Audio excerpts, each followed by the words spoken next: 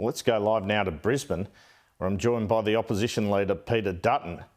Mr. Dutton, thanks for your time. I'll get to the budget in a minute, but first I wanted to ask you about the scandal involving Lidia Thorpe at the moment. You were someone as a minister who deported bikies, including someone related to her former boyfriend. What's been your reaction to it? What action do you think should be taken now in connection with it? Oh, good morning, Andrew. Look, I think it's a very serious issue. I've just seen nothing like it in my 20 years in Parliament. And as the police have pointed out, as the intelligence agencies have pointed out consistently over a long period of time, the bikies are the biggest importers of illicit drugs into our country. They're involved in all sorts of criminal activity. You see the violence from time to time, the shootings, and it's a pretty unsavoury gathering. And for a member of the Australian Parliament to be consorting with somebody in the senior ranks of one of the bikie gangs at the same time that she's receiving classified intelligence briefings in the committee is quite unacceptable. And I think what it does do is give the Australian public a window into just the radical element, some of the culture and some of the thinking within the Greens. It's not, for many of them, the environment is just a side issue. They have a very radical social agenda, and the decriminalisation of drugs is just one of those. But I think it gives people a better understanding of the weakness also of the leadership of Adam Bandt. I mean, his office knew about this. He was protected from it, and somehow she continues on. I don't think she's fit to serve in the Australian Parliament. So do you think she should resign, or Adam Bandt should sack her from the Greens? Do you think this should be referred to the National Anti-Corruption Commission? Well, all three of those, Andrew. I think the Greens are out there saying how holy they are, and the Labor Party and the Liberal Party, are just as bad as each other, and the rest of it. I mean, no suggestion of this nature has ever been made against somebody from the Liberal Party. Sam Dastyari is probably the closest you've come in the Labor Party, but it's really quite remarkable that the Greens would not refer this matter to the Corruption Commission. Would you refer it? I mean, you could refer it. Parliament by then. I'd be very happy to. Yeah, of course, I'd be very happy to. Absolutely, I don't have any doubt about that. And I think, frankly, though, Adam Bandt's the leader of his party. He's been made aware of very serious allegations, and he should be the one that's dealing with them. All right, what do you make of the sell by the Treasurer in the lead up to this budget today? We've had this paid parental leave scheme announcement. They take it up to $350,000 for couples. I note that was in Josh Frydenberg's budget. What do you make of that and the sell generally around the budget? Well, Andrew, as you point out, Josh Frydenberg announced this in his budget, and it's designed around participation and productivity, and that's a good thing, because as you go across the economy at the moment, every sector in every state and territory that I've been to over the last few months is desperate for staff, and we need to make it more family friendly. We need to make sure that women in particular have a greater opportunity to participate. Apart from that, I suppose there'll be some signature policy that's announced on Tuesday night, but there's nothing out of the box here except for the fact that the government's confirmed for the first time that they really don't have a plan to deal with inflation and unemployment. They went to the election promising on 97 occasions that the average electricity bill would go down by $275 for families. The Prime Minister and the Treasurer have not mentioned that figure one day since. So I think there is a lot of expectation from families who are really struggling at the moment, and know that there's a tough 12 months ahead with their petrol prices, their gas prices, their electricity prices, their mortgage payments. And this government, it seems, is just saying, well, more of you are going to be out of work, and you're going to be paying more for all of those essential cost of living items. And I think Australians heard Anthony Albanese before the election say that he had a plan for all of these issues. Well, it's clear now that they don't. Should the government use the ACCC to crack down on gas prices, or legislate to ensure domestic gas prices are lower? Well, the ACCC has always performed that function, both in terms of gas prices, other market manipulations across the economy, and that will continue. There won't be any difference in the approach. They're an agency that serves government, and if they find cartels or practices that are driving up prices, then they have the power to intervene. This is more fundamental than that. It's about the policy settings that the government needs to put in place, accepting that the likely reality, the very real reality, is that the United States is going to go into a deep recession and the United Kingdom into a recession, and perhaps broader Europe. We don't know what's going to happen in terms of a broader war within Europe. We don't know what's going to happen within the Indo-Pacific. And governments always have to deal with events. And it just seems that this government doesn't have a plan to deal with cost of living pressures, and small businesses, which who are being smashed at the moment, I think are worried about rising cost of their inputs, not just energy and wages, but their input costs otherwise. And that's going to be passed on to consumers, which is why you're seeing Labor position now to talk about a much higher inflation rate than what was predicted even a few months ago. Jim Chalmers talks about, he's indicated really they're going to bank a lot of extra revenue, but then the deficits get larger. From what you're saying about what you think is going to happen globally, does that sound fair enough to you? That's the situation the budget will be in and probably should forecast it's in? Well, we can't have a spending spree at the moment. That's clear, because we don't want to fuel those inflationary pressures. The reality is that Jim Chalmers does talk a lot, but he doesn't say much. And for a lot of families, I think they are very worried about where they're going to be this time in 12 months or 2 years. So we can't fuel inflation in this budget. And at least Jim Chalmers should have the decency, when you speak to him shortly, to recognise that in the last final update of the budget before the election, we had a reduction in the deficit of about $48 billion. The economy had turned around by $100 billion. That is all due to 9 years of economic management, where we did take tough decisions. We locked in recurrent saves, and we were in a position quite contrary to where the UK and the US is at the moment. That's what Labor has inherited.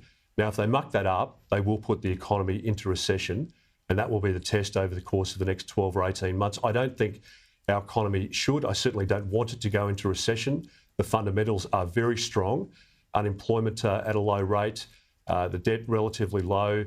And I think if you look at what we did with JobKeeper, which contributed to debt, it helped 1 million businesses and kept 4 million Australians in work. So overall, the fundamentals that have been inherited by Labor are incredibly strong, and it will put us in a good position to weather the storm of the next 12 to 18 months.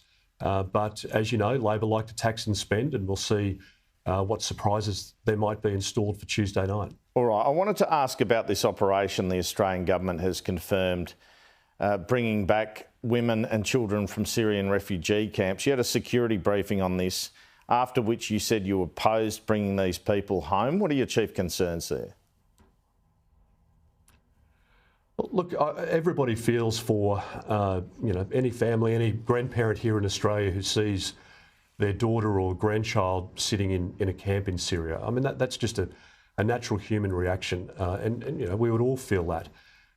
As Minister, we were able to bring back some of the orphans who are quite young children, and put a package of support around them, which has been quite successful by all accounts. But we're now moving into a stage where the government's talking about, or some parts of the government are, the Prime Minister still hasn't made any comment in relation to this, but there obviously is some operation underway, or they've given a green light to bringing back women and children. Now, in a family unit where you've got a mother with a child 4 and 5, and then 2 older children, 10 and 12, do you separate the family? Do you leave the 10 and 12-year-old there because they've been really living a life for the last 10 years where they've been indoctrinated with hatred for our country, and they pose a potential risk later on? As the ASIO chiefs pointed out, terrorists are becoming younger and younger, and that's the tragic reality of the situation that their parents have taken them into. In some scenarios, the women themselves are as bad as any male terrorist and would seek to do harm to our country. So we have to make a decision which is going to protect, Australian children here as well. And the parents have taken a tragic course of action in dragging their children or having their children born into that environment. So we don't want to increase the likelihood of an attack in our country, and that means you do have to take tough decisions. And I don't believe that it's in our country's best interests in our national security interests for those women to be repatriated back to Australia. Because on that, back in 2019, as I think you alluded to, you were Home Affairs Minister. Scott Morrison, as Prime Minister, announced Australia had rescued the children and grandchildren of 2 dead Islamic State fighters, including Khalid Sharoof, and will be settling them here. Why is that case different to this one? Well, because they were orphans and because they were quite a young age and because we were able to put the support around them. And frankly, we did it without it leaking as well, which is part of a security operation. This government leaks. Tanya Plibersek was out there calling this a great thing, and I don't think it's been properly considered, to be honest. I think there's an emotional reaction by some of the ministers, and I don't think they've thought it through properly. But Mr Dutton, are you saying that you're worried, as opposed to bringing those children back, that these people could come here and be terrorists, that they are of a different level of security threat? Is that what you're saying? Because otherwise it doesn't seem logical, the difference in position on this one. Both times Australian citizens. Well, Andrew, for example, are you going to separate the children from their mother? No, the government's not proposing to do that. They're talking about bringing a family unit out. So why would you have to? Mother. And in some cases, as I say, well, because they won't separate the children from the mother, and they want to bring the family unit. But why would you have to separate? Why would you have to separate the children? Well, in the circumstance where we brought the children were orphaned, as you point out, and they were quite young. We're now 3 years down the track. These kids have been in camps living with terrorists, talking about their hatred of the West. And as I say, it's a horrible, horrible situation. There are no easy decisions or choices to make here, but overall, you've got to make decisions that don't increase the national security risk. We've got a number of criminals who are coming out of jail who haven't reformed, who have attempted terrorist attacks on our own soil. The police are already having to deal with that, and they've pointed out the resource requirements for that, as the Australian Federal Police Commissioner have said to Senate estimates. So you're talking about, for one individual to provide 24/7 monitoring, about 300 police officers at a cost of millions of dollars each year for one individual. And that money can be better spent on the work that the Australian Federal Police are doing, stopping drugs being brought into our country by bikie bosses who are liaising with Green senators. So, I think, frankly, we should be very honest about the security threat that is there. We can be complacent in our country. We haven't seen a significant terrorist attack, but that's not to say we're immune from it. And I think we should be very, very careful about this decision. And there can be long-term consequences. And if you're a 12 or 14-year-old that for the last 10 years has known no different than listening to these people and this ideology within a camp in Syria, then I think we should be very worried about that individual, even at a relatively young age, but having spent all his or her formative years there, coming back into our country. I think that's the reality of the threat. Okay, just finally, what do you make of what you've read about the government's planned industrial relations changes to be introduced this week? Will you be opposing them tooth and nail in the Parliament? We will be opposing them, Andrew, because the reality is that this is about ticking off on the shopping list for the union movement. As you know, the CFMEU and others are very influential within this government. They donate millions and millions of dollars to the Australian Labor Party. And we can't have economy-wide strikes. It would be crippling for businesses, particularly when we're going into an uncertain period.